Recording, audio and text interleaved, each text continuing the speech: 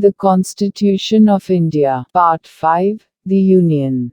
Chapter 4. The Union Judiciary. Article 144.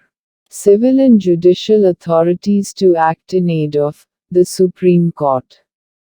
All authorities, civil and judicial, in the territory of India shall act in aid of the Supreme Court.